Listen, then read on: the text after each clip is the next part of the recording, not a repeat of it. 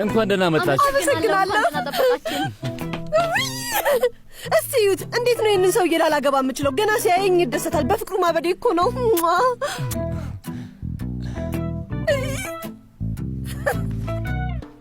እንቀመጣለን። እሺ። ህይወት ማለት በአስገራሚ ነገሮች የተሞላች ነች። ታውቃላችሁ፣ ማለቴ አንድ ቀን ካለፈው ቀን ፈጽሞ ሊለይ ይችላል። አይደለም እንዴ? ፖለቲካ ነገር ውስጥ ገባህ እንደ የኔ ውድ? ምንድን ነው? አይ ባሻክ፣ ወደ ነጥቤ ለመግባት እየሞከርኩ ነው። ግን አስገራሚ ነገር ስትል አንድ ነገር ትዝ አለኝ። ትላንት ማታ ምን እያሰብኩ እንደነበር ታውቃለህ? አሁን ይህንን ስነግራችሁ እናንተ ራሱ በሳቅ ነው የምትፈነዱት። ወደ መኝታዬ ስሄድ ለራሴ ምን አልኩት መሰለ? አይዞህ ለሰው ምናምን አልተናገርኩም፣ ለራሴ ነው ያልኩት። ቀለበቱን ጭው ቢሆንስ አልኩኝ። ብቻዬን እንደ እብድ ስስቅ ነበር። ቢያረገው ኖሮ ማለቴ ቢያረገው ኖሮ ደስ ይለኝ ነበር። ምክንያቱም ሂጂ አዲስ ገዝቼልሽ ምን ያህል እንደማፈቅርሽ አሳይሽ ነበር። ከዛ በኋላ እሱኛውንም ትውጪው ነበር፣ ከዛ ሌላኛውንም ትውጪው ነበር። ሁሉንም ብትውጫችሁ ምን ይሄን ሰውዬ እንዴት ላላገባው እችላለሁ? በደንብ አገባዋለሁ እንጂ ማለቴ ምን ያህል እንደሚያፈቅረኝ እስቲ። በጣም ይወድሻል ውዴ። ደግሞም እንደዚህ አይነት ሰው ይገባሻል። ሄጄ ኬኩን አይችሉም ታ ፔሪን እባክሽ ካላስቸግርኩሽ ይቻላል። ዋው ባለ ወርቃማ ልብ ኬክ ነው ባሻክ። እና ስለዚህ ነገር ለሁሉም ሰው ነግረሻል ማለት ነው? እንደዛ ነው? ኧረ እንደ ዝነኛ ሆኖ ሁላችንም ውስጥ ነው የገባው። ዝነኛ? በዚህ በኩል መቤት እንሂድ።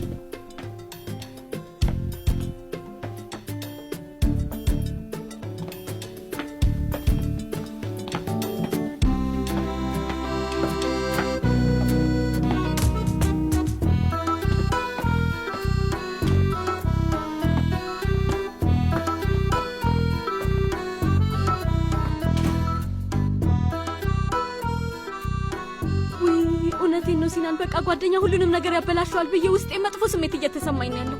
ጓደኛሽ ለአንድ ሰከንድ ዝም ብትል በደንብ አድርጎ ራሱን መግለጽ ይችላል። ግን ዝም አትልም። ችግር አለባት። እስኪ ዝም በል። አሁን ወደ ነጥቡ ለመግባት ምን ማብራሪያ ያስፈልገዋል? እሺ እንግዲያውስ ስለኛ የወርቃማ ልብ ጉዳዩ እነዚህ ዝነኛ ሆነ ሁሉም ሰው ውስጥ እንዴት እንደገባ ሊገልጽላት ይችላል? ስለ እሱ ማውራት ትፈልጋለሽ? ባሻክን ላምናት አልችልም። ሁልጊዜ አፋ ያመልጣታል። የእሷ ጥፋት ነው። እስካትቀባጥሪ የእኛ ኬክ ሚስጥር ነበር እኮ። ቆይ አንዴ፣ የእኛ ኬክ ነው ያልከው ልበል ወይስ ጆሮዬ ነው? የእኛ አይደለም፣ እኛ ጋር ብቻ ነው የሚገኘው። አዎ ማለቴ አንዳንድ ሰዎች መንገዳችን ላይ ባይገቡ ኖሮ ብዙ ነገር የእኛ ብቻ ይሆን ነበር። ግን አረ ንግግር ተመልከቱልኝ። ባለፈው ምሽት በጣም ባትቀኝ ኖሮ እንደዚህ አይነት ለየት ያለ ነገር ልንጋራ እንችል ነበር። ግን አንቺ ምንም መረጋጋት አልፈጠረብሽም። እኔ በፍጹም አላደርገውም። እሱን ሄደን ለሩዝ ጋር ንገራት። ሁልጊዜ አይኗ እኛ ላይ ብቻ ነው። ስለዚህ ታብራራለች። አዎ አሁን ወደ ዋናው ነጥብ እንመለስ። በቃ አሁን ወደ ዋናው ነጥባችን እንምጣ። ቶሎ ንገረኝ ውዴ። ላብ እያጠመቀኝ እኮ ነው። በጉጉት ልሞት ነው። እሺ አሁን እዚህ የተገኘንበት ምክንያት አለን። ምን መሰለሽ? አዎ ወደ ከፍተኛ ማዕረግ እናሳድግሃለን። ባሻክ እሺ እየቀለድኩ ነው። ፔሊን ዛሬ የደስ ደስታ አለ ብላ ነግራኝ ነበር። አዎ ማለቴ የደስ ደስም አለ። አንዳንድ ነገሮችንም አውርተን ግልጽ ማድረግ አለብን። ያው ስነግርሽ ይገባሻል። እሺ ገባኝ። ስለ ሰርጉ ሂደት እንድናወራ ፈልገ ነው? እውነትህን ነው። ምክንያቱም ሁሉም ነገር በድንገት የተፈጠረ ነገር ነው። በነገራችን ላይ ስለ አጠቃላይ ነገሩ ለማውራት ነው የምፈልገው። ማለቴ ስለ ሁሉም ነገር ብናወራ ብዬ ነው። ግን ስላለው ነገር መጠየቅን የፈለኩት። አይ ቡለንት የሆነ ነገር እያወራ ነው፣ ግን ገና ነጥቡ ላይ የደረሰ አይመስለኝም። ውይ የኔ ምስኪን ምን ያህል ደስተኛ እንደሆነች ያት። አይ ግን በቅርቡ በጣም ትሰበራለች። እሺ ውዴ፣ በቃ በኋላ አወራሻለሁ። ቻው የኔ ውድ። ቻው።